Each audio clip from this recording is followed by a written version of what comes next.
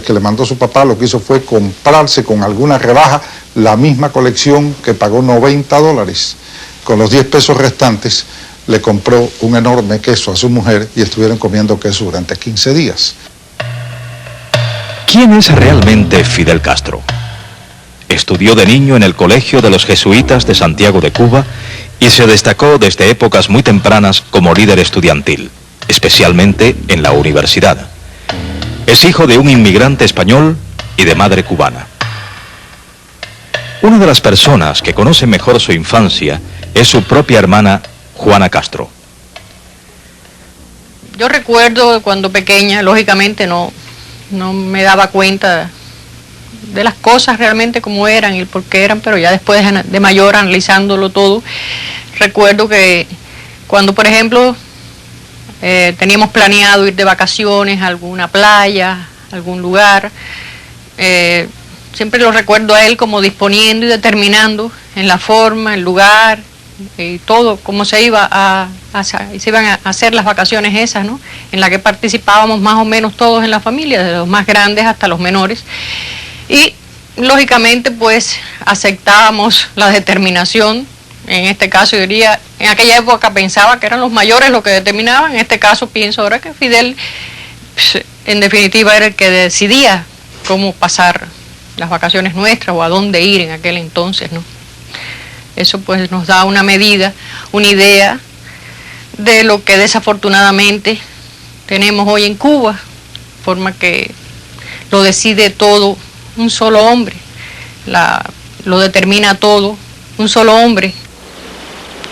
Cuando yo llegué a la Sierra Maestra, que el primer día estuve con Fidel en su campamento, me fijé en los libros que tenía allí.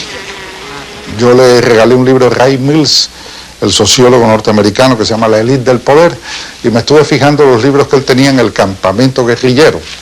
Y el libro que parece que más leía era un libro del mariscal Mannerheim sobre la guerra, sobre tácticas de guerra. Después del fracaso de la ofensiva militar de Batista en agosto de 1958, Castro preparó su propia ofensiva. Estados Unidos realizó su embargo de armas al régimen y los comunistas cubanos, al parecer, se decidieron finalmente a apoyar la idea de la lucha armada. Guevara salió para la provincia de Las Villas con 148 hombres y Camilo Cienfuegos salió con 82 a la provincia de Pinar del Río.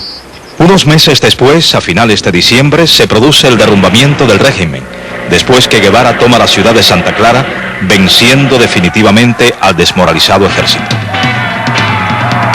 Batista huye en la madrugada del 31 de diciembre y el 1 de enero, el pueblo se tira a la calle nuevamente para celebrar la caída del hombre que 26 años antes había derrocado a Gerardo Machado. El círculo se había cerrado. Una nueva época comenzaba. Pero las escenas eran las mismas. El pueblo volvía a tomar justicia con sus propias manos. Fueron saqueadas las casas de los más comprometidos. Algunos, los más allegados, lograron huir con él. Los otros tuvieron que enfrentarse a la masa sedienta de venganza. Había de todas formas una diferencia fundamental. Esta vez un ejército venido de la sierra no solo había derrocado la dictadura, sino vencido al ejército regular. El nuevo ejército rebelde tenía en sus manos, sin aún saberlo, un país que se desmoronaba a medida que iba entrando victoriosamente en La Habana. Y al frente de ese ejército, su comandante en jefe, Fidel Castro. Y usted no espera en absoluto más problemas de la gente de Batista, ¿verdad? No, Batista ha terminado para siempre en Cuba.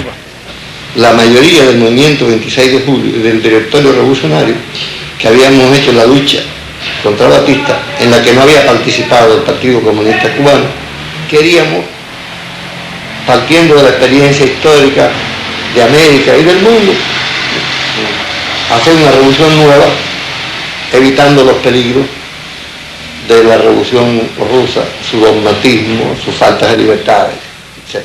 La revolución cubana sería una revolución humanista, repetía incesantemente en aquellos primeros tiempos Fidel Castro. Todos los revolucionarios tendrían participación en el proceso democrático y pluralista. Comandante, ¿cuál es el futuro del movimiento 26 de julio ahora que existe un gobierno provisional? Tan pronto como la vida legal y constitucional se haya restablecido en el país, el movimiento 26 de julio se organizará. Será organizado por sus dirigentes como un partido político, porque esa es la única forma.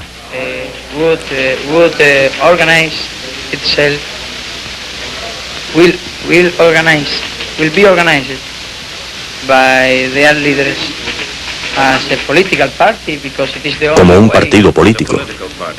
Sí, por supuesto, esa es la única forma, en una democracia, para la actividad política.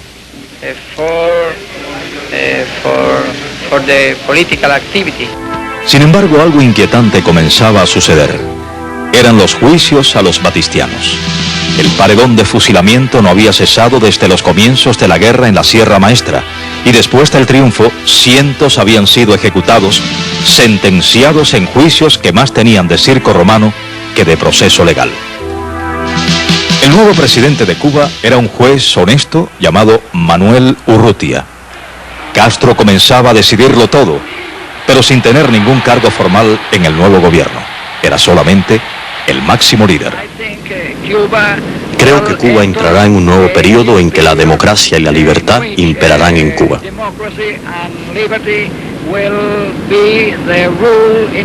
Esta situación no duró mucho, y en febrero, el primer ministro Miró Cardona fue obligado a dimitir. Castro fue nombrado en su lugar primer ministro. ¿Habría un cambio de política con Castro de primer ministro? Era muy temprano para responder esa pregunta. ¿Habrá algún cambio en las relaciones entre Cuba y los Estados Unidos? No, las mejores relaciones. Espero mantener las mejores relaciones con los Estados Unidos. Y acerca de los negocios de norteamericanos aquí, ¿deben temer algo del gobierno revolucionario? No. Es interesante destacar que inmediatamente después el hermano de Castro, Raúl, se hizo cargo de las Fuerzas Armadas. Y pocos días después, Castro anunciaba que viajaría a Estados Unidos aceptando una invitación de la prensa norteamericana. El 15 de abril llegó Castro a los Estados Unidos. Iba formalmente invitado por los editores de los diarios. Norteamérica tendió sus manos para acoger al héroe que en parte había creado con sus ardientes ansias de heroísmo. Una vez más, Castro se refirió a sus ideas políticas. First of all, we are communists. And of course, I have said very clear that we are not communists. Very clear.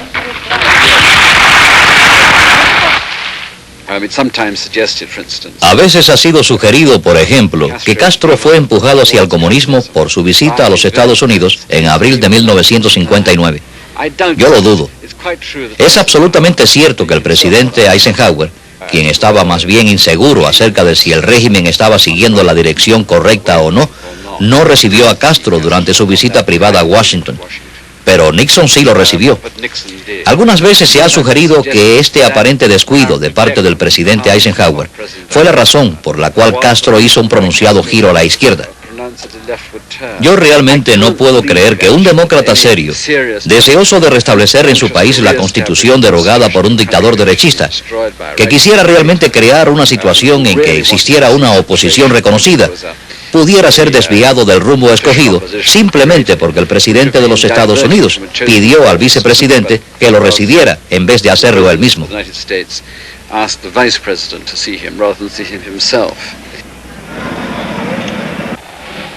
A su regreso de Estados Unidos, Castro promulgó la ley de reforma agraria, la primera medida concreta de la revolución. Durante la segunda semana de junio, Castro, sorpresivamente, quitó a todos los ministros liberales de su gabinete, en total 6, y los sustituyó con personas más radicales y cercanas a él. Semanas más tarde estrechó sus relaciones con los comunistas, sobre todo con Carlos Rafael Rodríguez. Pero ya empezó toda la táctica y la estrategia de las campañas anticomunistas. Y paralelo a eso, nuestra campaña de prédica en favor de la unidad, de explicación de lo que era la revolución. Empezamos a combatir el anticomunismo porque el anticomunismo es el arma contra la revolución. En Washington, nadie sabía lo